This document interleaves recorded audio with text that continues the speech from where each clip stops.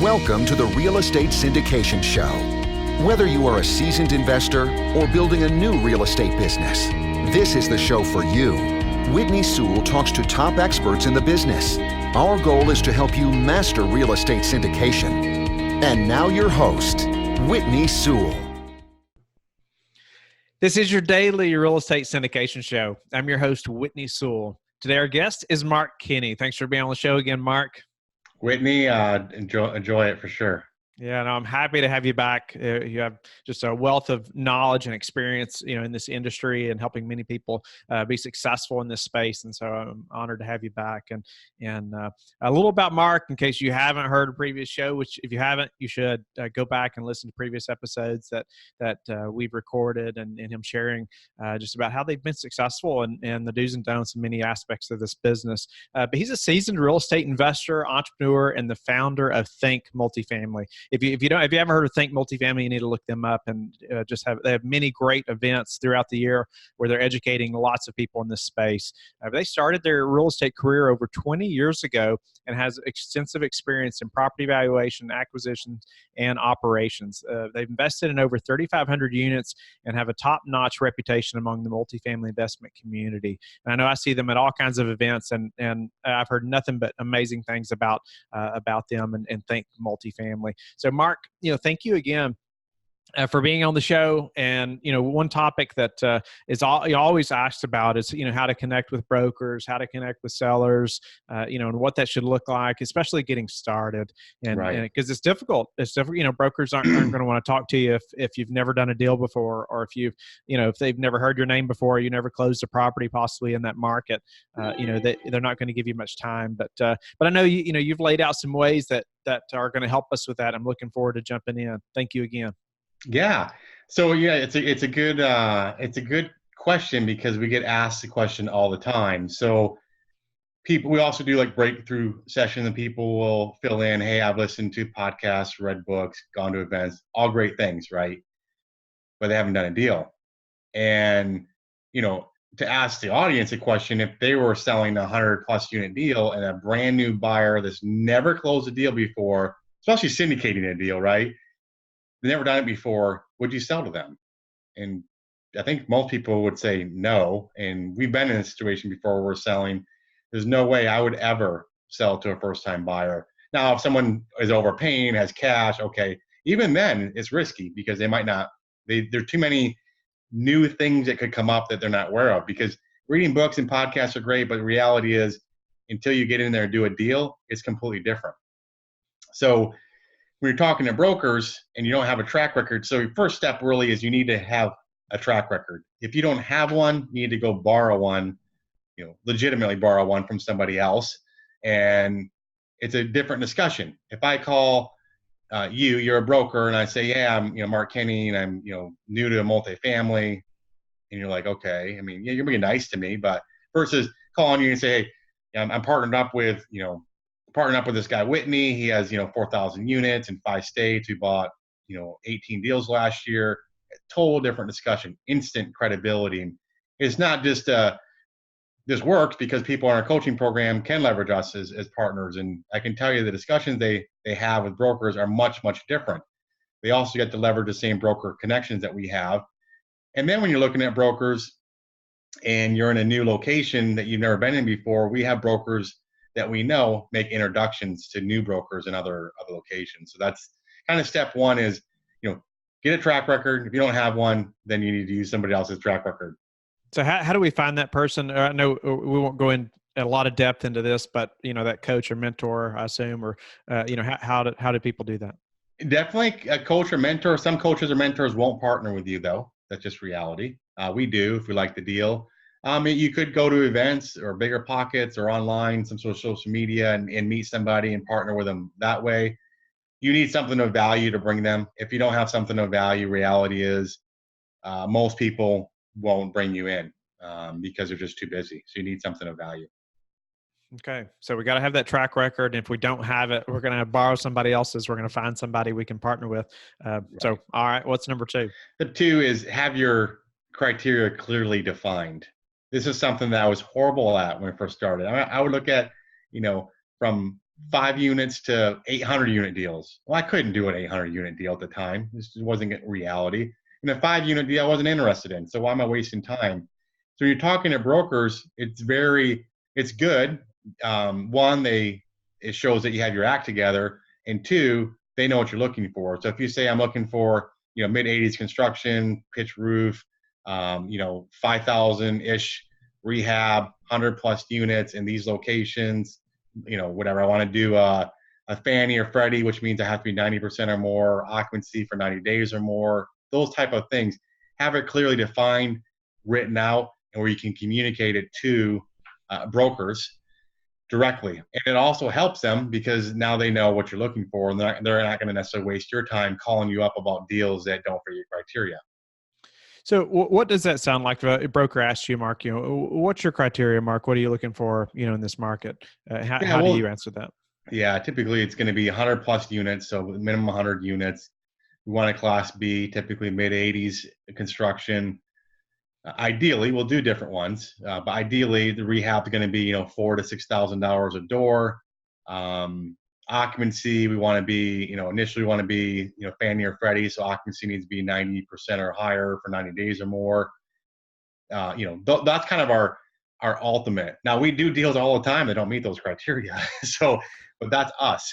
And there's physical attributes like pitched roofs versus flat roofs. I don't want flat roofs unless it's, we can get a good enough deal on it. I don't want a chiller system. Chiller system, people aren't aware, is a central location, one central device that heats and cools all the units. We have one property out of 30 some units, 30 properties we have that is 208 doors, and it's in Dallas, and we have one heating and one cooling system for all of them, and it went down. So it's expensive, and if it goes down, it goes down for all units. So physical characteristics are key as well. So I'll typically say no chiller. No flat roofs, 100 plus units, class B, 90% plus occupancy. Now, if something comes in other than that, we will consider it, but that's our ultimate kind of criteria.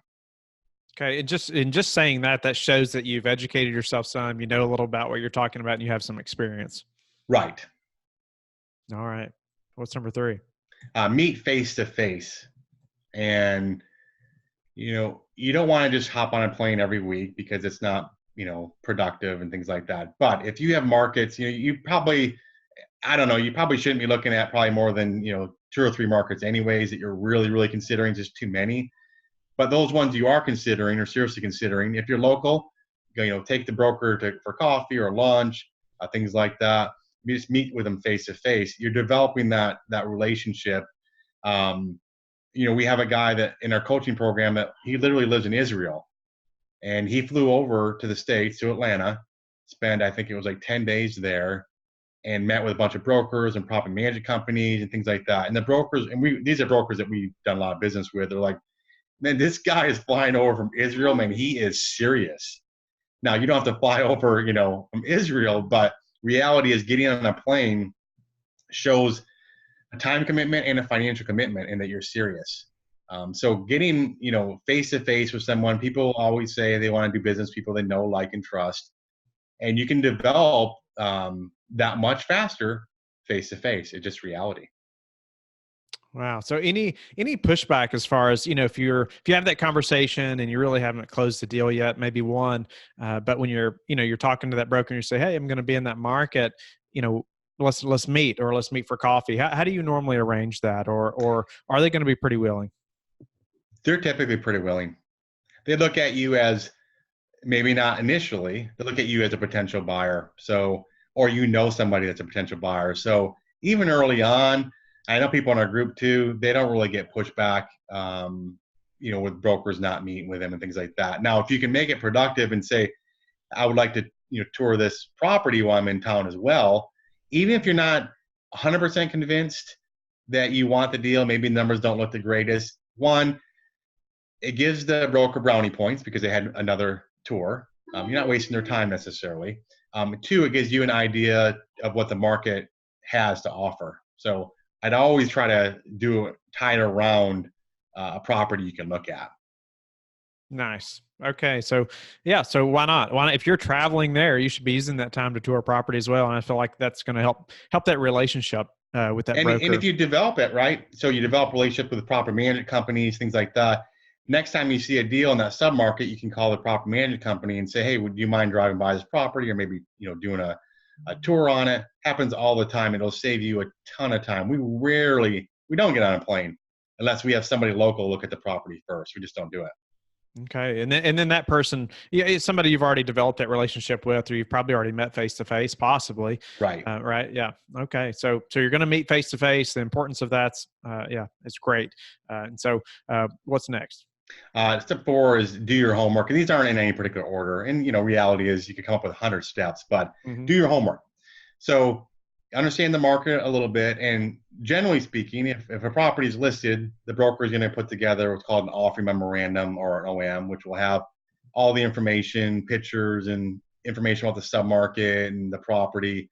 It can be 10 pages to 60 pages. It can be long. They spend a lot of time putting that together, right? So, I had someone that I used to go on property tours with, and literally would go to the property, and this guy would say, well, how many units is this? And it's like, that's like the most basic question that you don't ask the broker the question. Read the offer memorandum, or is it individually metered, or, if it has stuff in there that, the roofs are new and things like that. Do you have to memorize? You don't have to memorize the offer memorandum, but there are some basic things. You're going to look a lot more credible talking to a broker and be able to rattle stuff off yourself. I understand the roofs are 2 years old. I understand it has, aluminum wiring. I understand that, parking lots were done. Those things that you can rattle off shows that, hey, I'm serious. I spent the time. I did my homework, and it's just going to give you more credibility with brokers. Okay. So spend the time, do your homework. Hopefully you know the market a little bit before you even had that conversation with the broker. Right. Yeah. Or definitely before you meet face to face. All right. Yeah. The 5 is do what you say you're going to do. It might sound, well, that's kind of basic, right? Well, reality is people don't do things commonly where they they say they're going to do something. Now, don't do something if it doesn't make sense anymore. You know what I mean? But if you say, well, hey, I'm gonna meet with you, or I'm going to put an offer in, and those type of things. People, you want to be known as a man of your word, a woman of your word, and that you're not being wishy-washy, because you're going to get one chance or maybe 2 chances with these brokers. You screw up once, they might blackball you. You screw up twice, you're pretty much done with that broker. And it's a small world. People talk to each other. So, and when you're dealing with sellers, when you commit to something, even if you commit something verbally, okay, it's not legally binding, right? You could say, well, yeah, I'm not going to do that anymore. If you commit to something verbally, then you need to follow through and commit to that, and be willing to put it in writing and things like that as well. Okay. Yeah. And that's, golden rule, right? Yeah. Yeah. Golden Yeah. rule. Do what you say you're going to do. And if you commit, be willing to put it in writing. Right. That's great advice. All right. What's number 6? Don't retrade. I'll explain what that is in a second, unless it's absolutely necessary. So retrade is, let's say, Whitney, you're selling a property to me. I put a price, put an offer in $7 million, and then we get the contract, $7 million, and then at some point in time, typically it's going to be related to price, but you could retrade other terms if you wanted to. But it's now, after the contract's been signed by both of us, it's fully executed. I say, Whitney, you know what? We did due diligence, and there's more stuff there than I thought, and I want a $300,000 credit. And you say, well, you're going to have some sort of reaction. Now, there is a time. I know some people say, oh, we never, ever retrade. Well, you know what? That's kind of a ridiculous statement too, in my mind.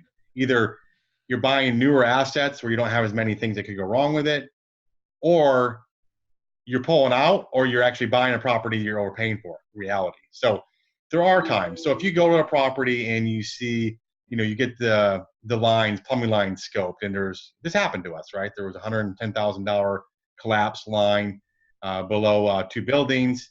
Well, how do we know that? It wasn't disclosed to us. We didn't know that ahead of time. Any other buyer coming in is going to find the exact same thing if they scope the lines. So that's legitimate. And say, well, you know what? Now, if your deal, if it's something like the parking lot needs to be redone, or it needs to be painted. And I know an example where someone actually bigger deal. And they wanted, they were going under contract, and they came back and said, well, after our due diligence, we found out that we need to paint the building, $70,000 to paint the building. Well, how would you not know that when you looked at the property before you went under contract? So don't go back on things that you should have been able to see ahead of time or that were disclosed to you. It is okay, not ideal. Now, if you come back and you say, well, it's a $10 million deal and we found $50,000 of extra stuff that we didn't plan on it, you have to make a determination. I would say eat it. Your deal's going to, if your deal doesn't work, $50,000 on a $10 million deal, then you're probably too tight on your underwriting to begin with. But in that case, I would eat it. We've done this before where it's like, hey, you know what? It's not worth it. One, rather be known in the industry for not retrading by brokers and sellers. Now, if it comes back and you're like, hey, this deal just doesn't work anymore. Like literally, we have this much more of rehab that we never could have known that the plumbing and roof and whatever it might be, electrical needs to be redone. And we, in order for it to work, we need a credit. And if not, we understand, but we need a credit. So be very cautiously in my mind on doing this. So don't feel like that the seller is winning or getting something up on you because you're paying extra $50,000 for it. You have to make your own personal decision on that. So it's really going to be things that, like you mentioned, but it's going to be things that you couldn't see ahead of time, like especially on the property tour or something like that. Right. Like talk about painting the buildings. You should have already noticed that. But even if you're scoping the lines and there's a big problem or something with the electrical that you couldn't have known, you're going to have you can have some kind of quote really at that point to take to them and say that, this is what we found. This is what it's going to cost. Right. Yeah. And so to help with that, but all right. So what's the next one? Be a good loser, and nobody wants to lose. But we know many examples of we lose way more than we get. Just reality. And we're always very cordial about it, and we're like, totally understand. Thanks for your time, Mr. Broker. We'll get the next one. We know examples of people that I know too, where they go after a deal, they don't get the deal. They think that they have the relationship with the broker, and they're on the inside track. They don't get it. And then they start literally reaming the broker. Oh my, you told me this and that. And they're not reaming to me, right? They're not complaining to me. Well, you know what? How do these things come back to me? So I'm not even involved in the transaction. Now I hear about these guys, and I know several of them, right, that do this to brokers. Brokers don't want to work with people. So you need to be a good loser, if you want to say, and just be, and you're going to be disappointed. No question. You're right. It's rightful to be disappointed, but get yourself in check and realize it's a long-term game, and you're going to lose more than you're going to win. Any other scenarios of where somebody feels like they lose out, or with that, it's really just time to suck it up and let's move on and learn from from that example. Well, this one really is more towards, if you're going to lose deals, or that's the most thing. Now you could go through a deal and lose it afterwards for some other reason, but this one really is more towards get used to losing and gracefully, and not get upset with brokers and have that relationship with them and understand and be very calm. And they call me sometimes and they're very like, oh, really have bad news. And I'm like, no, I get it. I said, and they'll tell me like this or that. I'm like, hey, if I was a seller, I would have taken that offer too, the other offer, because it's better than ours. And then that just builds your reputation, right? And then they're going to want to work with you. Yeah. Okay. So, yeah. And if you're not willing to lose, you're never going to win. Right. So, all right. What's next? Give brokers feedback on deals. So if you get on an email list and you get, 10 deals sent to you a week, don't reach out to the broker on all 10 deals. I'm not interested. But if you engage on a particular transaction, you're having a discussion, which you should have, not just email, but a phone discussion with them, understand the story. Maybe you're going to underwrite the deal, and then you get to that point, maybe even looked at the deal, and then the broker's like, well, what do you think? And you're like, you don't respond, right? One, the broker might know something you don't know, the reality. Two, you want to get on, and by defining, why it didn't work for you. Well, you know what? We've been in a situation before, by the way. One guy was like, hey, I told the broker that deal just doesn't work. And now he's actually asking me why. Well, you don't have any information to tell him. Now, if you say, well, I did some preliminary underwriting versus I got with a property management company, I have a budget from a property management company. I got with a mortgage broker. I have a term sheet for a mortgage broker. I got with a property tax consultant. I got the property tax. You don't always think, and the deal doesn't work, and here's why. That's a much different discussion than it just doesn't work. So the advantage is, one, the broker learns something. They might potentially learn something they didn't know. And two, they start understanding kind of your mindset and how you're underwriting deals and what you're really looking for. You know, if you say I'm looking for a 10% cash and cash return, most brokers know within reason whether that deal is going to be a 10% cash and cash return within reason.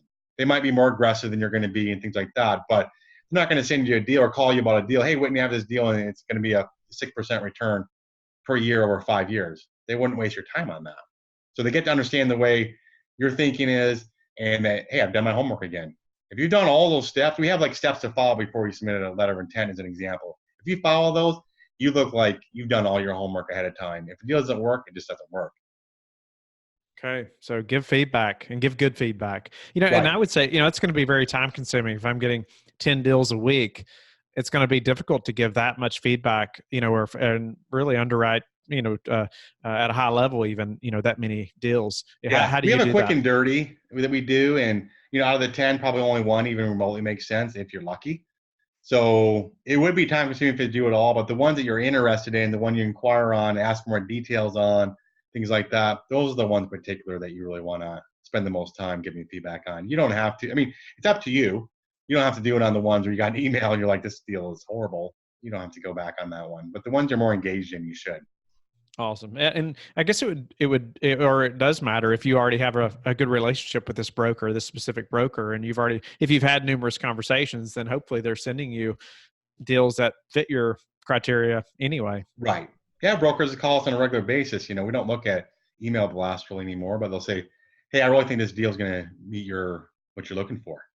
And sometimes it does, sometimes it doesn't, but it's a lot more possible it's going to meet our criteria than some email blast that gets sent to 1,000 people. Okay. What's number 9? Don't screw a seller, even if you can. So it's a small world. You never know who you're going to be buying from, never know who you're going to sell to, things like that. You know, we had an example recently where we signed a contract. You know, PSA was signed, fully executed, and the broker called my partner at the time and said, well, the contract says that the seller is going to pay the transfer tax of it's $80,000 for the state transfer tax. In this state, it's not common where the seller pays it. So they wanted us to cough up $80,000, like literally just kindness of our hearts. And we're like, it doesn't matter what's common necessarily. The seller signed the contract. I mean, did they read the contract? $80,000. And for us, we have investors now. So $80,000, we have to look at how are our investors going to be treated based on that. So reality is we could have said, you know, screw you. You signed the contract. You're going to pay the $80,000, but we negotiated some other things. So these guys were trying to bully us from the very beginning. They're very large and they wouldn't give us extensions. They wouldn't do several things. So we said, this was a fair trade. We said, you know, I think we wanted like 12 days or something. Give us 12 days and we'll pay the $80,000. That is a very fair transaction in my mind. And even without, they're kind of him-hawing around. They're like, yeah, we'll do that. You're going to pay $80,000. So reality is we didn't know if we needed 12 days, but let's say we did need that 12 days at some point in time, or 2 days or 1 day, and we screwed them and told them they had to pay 80,000. You can bet what would happen if we were 1 day late closing. They would have kept all our earnest money, things like that. So I'm not saying to kind of bend over and you know, be a wimp about it, but reality is this was a very more favorable trade for them than for us. Reality, it is something we wanted, but there are other examples where you have an opportunity to screw a seller in some form or fashion. It doesn't matter if it's a seller or a partner or whoever in the industry. Don't do it, because I can tell you, I've had examples where people have called me and said, what do you think about so-and-so? Well, let me tell you my experience with so-and-so. I have someone that actually was going to try to raise capital on a deal and just really trying to screw us, frankly. And I would never do business with this particular person ever again. And people have asked me, well, what do you think about so-and-so? I'm looking at a deal with them. Well, I can just share my experience that I had with you. This is what happened. I'm not telling you what you should do or not do, but small world, don't screw people. Great advice. It comes back around, doesn't it? And it is, like you said, it's a small world. The industry, I mean, I've learned that it's so much smaller than you may think, and everybody just eventually almost knows everybody, or has worked with somebody that's connected to that person, or something like that. So your reputation goes way before you normally in this business. But all right, so we're not going to screw the seller or anybody else in the industry. And so what's number 10? Probably tied to that, but it is a little different. Don't be a jerk. Or you can reverse it if you want to be a little more, be easy to work with. So we hear time and time again from brokers and sellers that we're very easy to work with. I tell brokers, I want to make this the easiest transaction that you can do. Make it easy for everybody involved. Make it easy for the broker. Make it easy for the seller. Now, I have an example of, someone I was kind of partnered up with and stuff like that. And he was a little more difficult for people to deal with, to the tune where 2 different occasions, brokers actually hung up the phone on him because they were pissed off at him, right? So it doesn't matter whether you can execute, it doesn't matter how much money you have or how smart you think you are.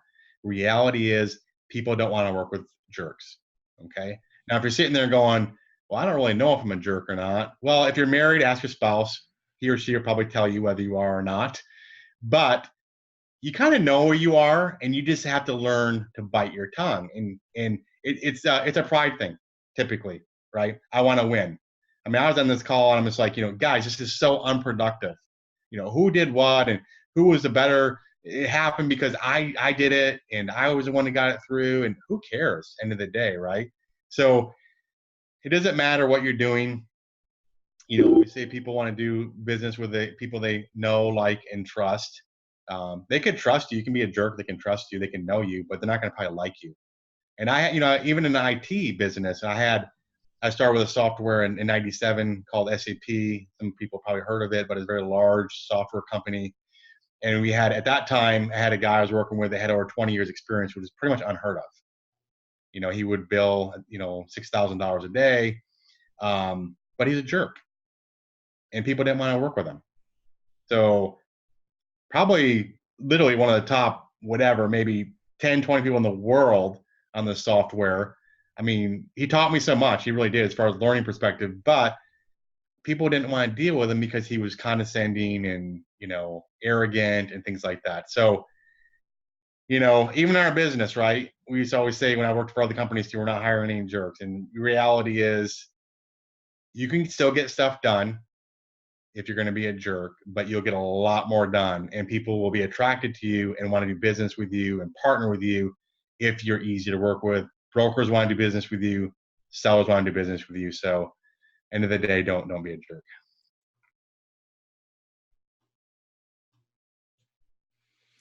So it's a relationship business. I mean, it is such a relationship business, and it matters.